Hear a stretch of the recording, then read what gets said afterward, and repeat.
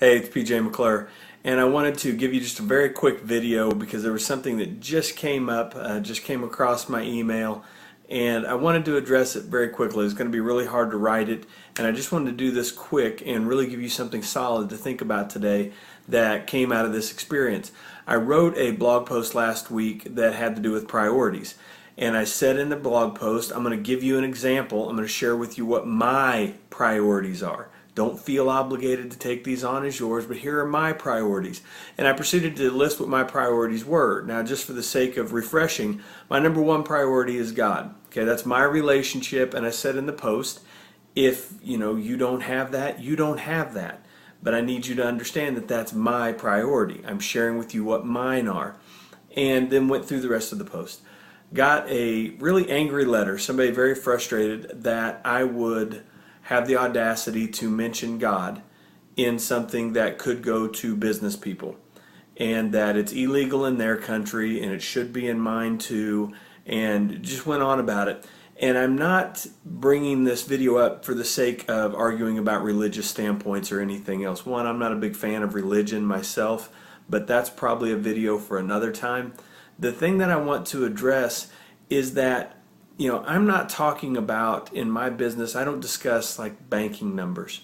I'm not in accounting. I don't, I'm not in the process of teaching people how to, say, build houses or knit or something like that. My business is based around teaching, empowering, enlightening people to be able to live the best lives they possibly can.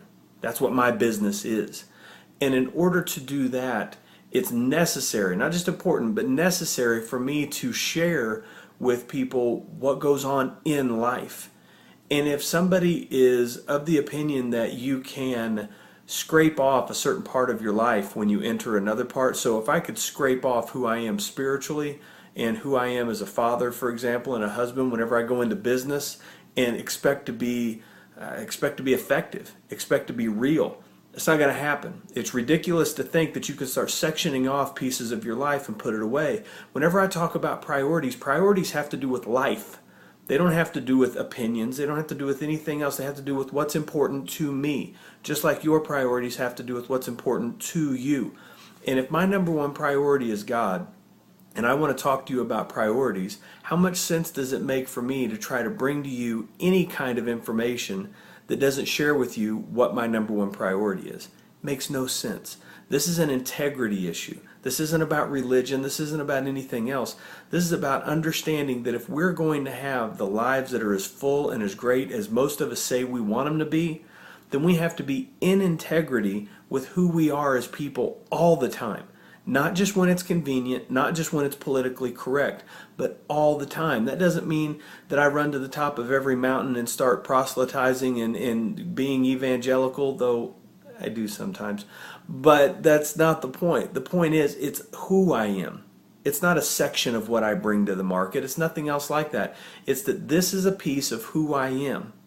And if I don't share that, if I don't express from that, then I'm not being in integrity. I'm not being authentic with you, with myself, with anybody else. And so there's no real point in even doing it. And so that would be what I want to give to you today. I want to challenge you to be in integrity, to be the person you are. Don't act like something you're not for the sake of being politically correct, for the sake of being popular, anything else. Act like who you are.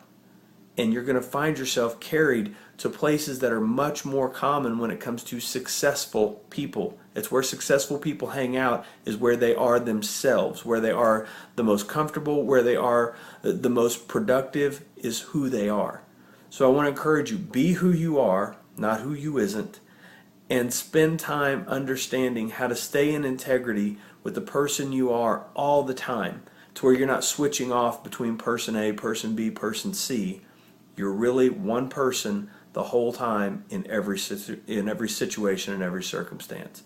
I hope that helps. I hope that encourages and inspires you, and I want to encourage you to be your best. Take care.